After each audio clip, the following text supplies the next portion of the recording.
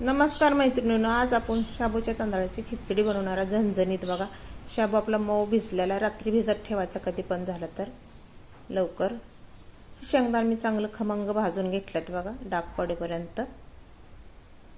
आता आपण हिरव्या मिरच्या घालणार आहे, पोपटी कलर मिरची. झणझणीत शाबू करणार आहे. एक हिरवी मिरची घालणार आहे तिखटाला. आणि शेंगदाणा संग मिरची वाटल्यानंतर ना खूपच मस्त टेस्टी बघा शाबू होतं. असं एकदा करून बघा तुम्ही.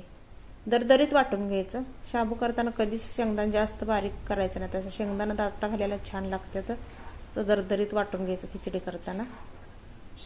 थोडं थोडं शेंगदाण्याचं बघा दाणं दिसते त्याच्यात, असं बारीक बारीक कूट दिसतो.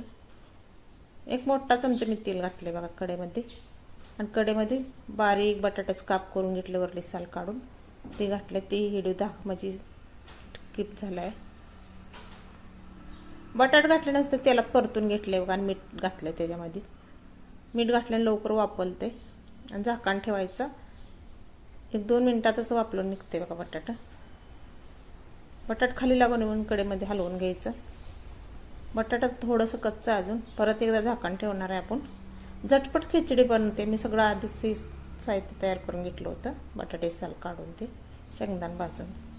परत झाकण ठेवल्यानंतर परत एकदा हलवून घेऊया आपण. असं बटाटा घातल्या पण खिचडीमध्ये छान लागते बघा. उकडून घातल्यावर असं तुम्ही चिप करून वापरून घाला, मस्त लागते खिचडी. मोकळी मोकळी होती अजून. आता आपण शाबूचे तांदूळ घालूया. शाबूचे तांदूळ घातल्यानंतर मिक्स करून घेऊया बघा. ही खिचडी खरंच तोंडाला चव आणणारी ही खिचडी बनते बघा. मिरची तर तुम्ही शेंगदाण्यासंग वाटून घातली ना, छान खिचडी होते. आपण कसं मिरची चिरून घातली ना, एकच मिरची आपल्या दाताखाली येते, मग तिखट लागतं. आपण काढून टाकतो मग ती मिरची. आणि अशी शेंगदाण्यासंग बारीक करून घातली मिरची आपण काढत नाही. सगळीकडे शाबूला लागते बघा. भरपूर असा शेंगदाण्याचा कूट घालायचा आणि छान खिचडी बनवायची बघा. आषाढी एकादशीला तुम्ही अशा पद्धतीने खिचडी एकदा बनवून बघा. उपासाला म्हणजे कोणत्या उपासाला तुम्ही असं बनवून बघा, खूपच टेस्टी लागते. तर कढईच्या तळापासून आपण हलवून घ्यायचं.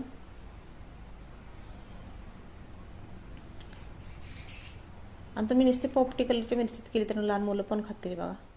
अगदीच मऊसूत ही खिचडी होते. वयस्कर माणसं घरात असेल त्यांनी सुद्धा खाल्ली तर चालते हीच खिचडी. अजिबात कडक होत नाही. आणि एकादश म्हणलं ना, सगळे लहानापासून मोठ्यापर्यंत सगळीच करतात ते. आता या आषाढी एकादश मोठी आले त्यामुळे सगळेच उपास करते ते बघा. आता झाकण ठेवले. परत वाफ काढून घेऊया आपण. एक मऊ अशी खिचडी होते.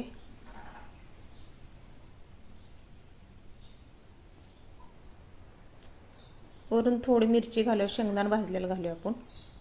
दिसायला छान दिसते, चवीला पण खूप टेस्टी लागते बघा. मिरची असते तुम्ही नक्की काढून ठेवा. अशीच रेसिपी आवडली लाईक करा, सबस्क्राईब करा. अशा नवीन नवीन रेसिपीमध्ये भेट. बाय बाय, धन्यवाद.